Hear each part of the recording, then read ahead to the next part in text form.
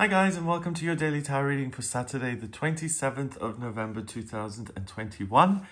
Thanks for joining me. I'm going to use the Robin Wood Tarot for today's reading.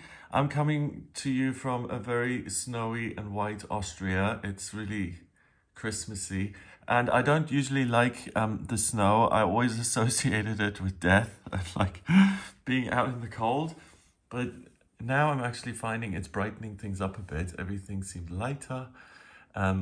Because I don't know where you guys are, but like here in Europe, during the winter when they change the clocks, it gets dark very, very early and it can be a little depressing. Some people get seasonal affective disorder. So yeah, I'm enjoying the snow. All right, so let's see what the cards have to say about today and what energy you'll be working with. So I'm just going to shuffle these cards a couple of times.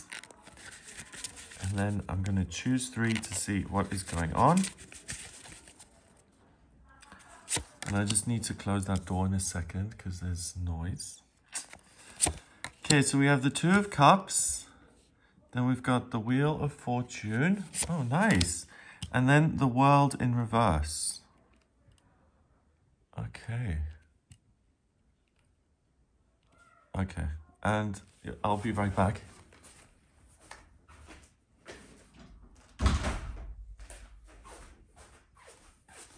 Okay, so the 2 of Cups is about a relationship that appears in your life for a particular reason, and that reason is usually about showing you what strength you really truly have and how free you are, and it's often something that's very healing and that offers you something that you need at that moment. So the 2 of Cups here, we've got these young lovers, they're holding these cups together and holding hands kind of, and they're gazing at each other, or he is kind of squinting, she's looking down. Okay, so it's really about meeting someone who you're absolutely enchanted with and who makes you feel all the great things that you can feel. So a sense of optimism and joy and enthusiasm and butterflies in the stomach and all these wonderful positive things. And it's kind of like that is the reminder sometimes that you need. You know, sometimes when good things happen in your life, you're like, oh, wow, this is what it means to feel giddy and really happy. I'd forgotten what that's like. And that's why the 2 of Cups, in terms of being a temporary loving influence, I always say it's the minor arcana version of the major arcana card, the Lovers. But it's kind of like temporary in the sense that something suddenly whoosh appears in your life and it reminds you that you can cope, that life can be amazing and fun and healing and positive and invigorating, and you can broaden your horizons and it can be exciting and all of those things. So there's an opportunity for healing here today, particularly via another person who comes into your life and makes you feel all those things, or it's an opportunity to do something new that you love. That's like a breath of fresh air. Like you may get invited to a trip, or like a meditation retreat, or, you know, it could be anything that brings up those positive feelings, and particularly a sense of this is an opportunity I want to jump on because it's going to be good for me. It's going to be positive. So look what's available in your life. Look at what you can do, what would be fun and enjoyable. And the Wheel of Fortune is the next card. That's a major arcana card. So the big theme here is that your destiny can really change. The Wheel of Fortune is usually about good luck and being on top of the world and understanding your circumstances and having the opportunity to choose what it is you want to do and what you want to work on. Here in this deck, it's represented a little bit differently. So we've got this woman at the top. It's kind of like a Trivial Pursuit wheel, this. And then she's somewhat happy, neutral, not happy, and really despondent. Okay, so it's in this case, it's saying that there are different phases in your life. And with the 2 of Cups influencing this card, it's by doing something that feels loving and positive that you get to the top here, and that you, again, remember that you are a star and that you have a lot of value to share with the world. And it's interesting that that's such a theme today. This remembrance of a feeling that may have, you know, been sitting on a shelf for a long time and has got dusty. It's kind of, you remember a particular side of yourself, a certain way of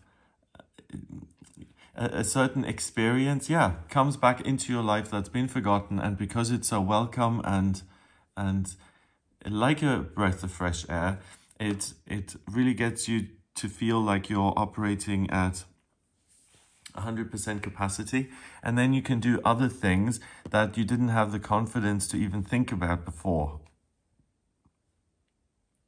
So it's kind of a two-way process. You allow yourself to experience all the good stuff that kind of raises your frequency or elevates your vibration so that you're able to get to this happy place, and then that gives you the perspective to see things you hadn't seen before, and it gives you the vitality and energy to actually then do something about those ideas. And because it's the Wheel of Fortune, that can have a huge impact on your whole course through life, your destiny as such. Finally, and this is interesting because the World card, when it's this way, she looks so funny just floating through space there. She's doing some what's this? Aerial yoga. Okay. So the World card is the final card in the Major Arcana.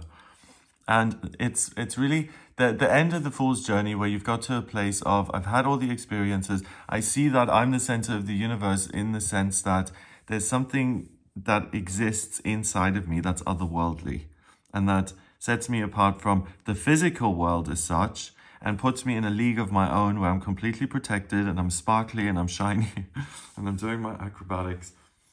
The white sash thing is, it's not spirituality in the sense that she's meditating every day and trying to connect. It's the realization of enlightenment. I remember that I am a spiritual being, so I don't have to try or do. I just am. I exist. And with that perspective, you do become somewhat invincible, because you realize that nothing can touch you. So that would make sense with your healing, and you've got all these great opportunities then as a result of this heightened sense of enthusiasm and drive and ability. And that would end with the world. The world lies, is right before you. You can pick and choose whatever it is you want. But the card is in reverse. So you have all these great opportunities, but you're not quite done yet in terms of your own development. So there's some sort of healing that happens, or this remembrance of a side of you that's long been forgotten. But that's not the be-all and end-all. We've still got the wreath. So not the be-all and end-all, I mean in the sense that it's not this complete enlightenment that appears. It's the next step on your journey, and you understand yourself a little bit better and you have more energy.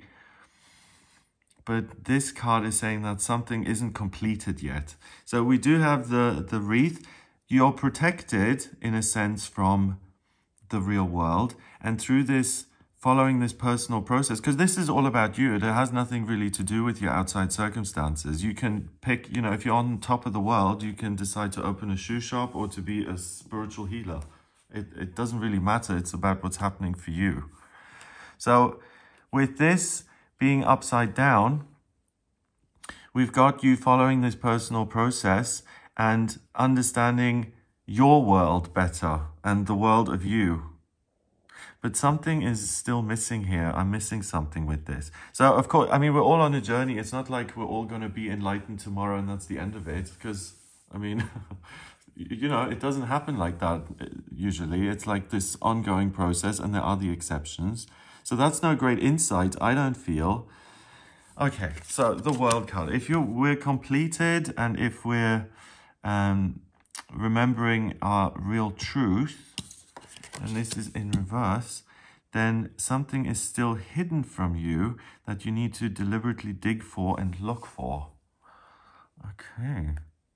You may not truly trust this process or this realization that, do you know what, I am a spiritual being, I am the center of the universe, and not in kind of a megalomaniac kind of way, just realizing who you are, remembering, and that you may have that realization, but you may dismiss it as over the top or ludicrous or big-headed. So there's the real opportunity to see yourself as you truly are, but it's hidden from you. It's upside down. And with her weird little pose here, we've got the kind of number 4 in reverse. And 4 in numerology is structure and security. And with that being in reverse, you may not feel like the information you're getting about yourself is reliable. So you dismiss it. So please don't. You're in a good space. Look at what you're getting intuitively and what you seem to understand about yourself. And look at it in earnest and see whether you want to embrace it and whether it makes you feel bigger and more empowered, or whether it's something that you just can't trust and you just can't quite get there yet. Try and really take things and again, give them the benefit of the doubt. That seems to be a bit of a theme this week as well. Okay, so that's an interesting, very specific kind of message. In the real world setting, that's interesting because things are looking good, you're doing really well. But then internally, that's where the reluctance is a little bit, to trust these insights that you receive. And I'm saying, please do trust them, because they're going to help turn this around. And then you'll be the one floating through space. Okay, so we've got 21 and 10 is 31. And 2, oh wow, is 33, and 33 is not technically a master number, but it's associated with the ascended masters, like your guides, your angels, anyone particular you may be working with, higher beings, whether it's the Archangel Metatron or it's whoever you feel drawn to, and that energy you tap into is on this day interested in you. And it's providing you with these insights about yourself. And that, again, is why it's important to trust. So it's kind of like hearing something in the periphery, you know, like on the edge of your hearing, and you have to really strain for it. That's the way these messages are going to come through, like these little starbursts. They're not going to be, you know, like full on, here's your message, take 5 hours to read it. Or to. It's something you have to kind of look out for. So kind of try and zoom out a little bit in terms of what you're doing, and try and look at what you're actually doing from an objective perspective and see who you are and what it is you're occupied with, etc., etc. And let the Ascended Masters guide you, and let them, be receptive to these realizations. They're going to be super useful. So I hope you have a great day. If you would like a personal reading with me, please get in touch via my website. It's gregoryscott.com. On the front page, click on Book Your Reading to order a personal reading with me. And I use the tarot, astrology, and numerology in my personal reading. So if you have any questions about your life purpose or career or work or relationships or anything at all, then please do get in touch with me. If you like this video, then give it a thumbs up. Please hit subscribe and share the video online. Have an amazing day, and I'll speak to you tomorrow.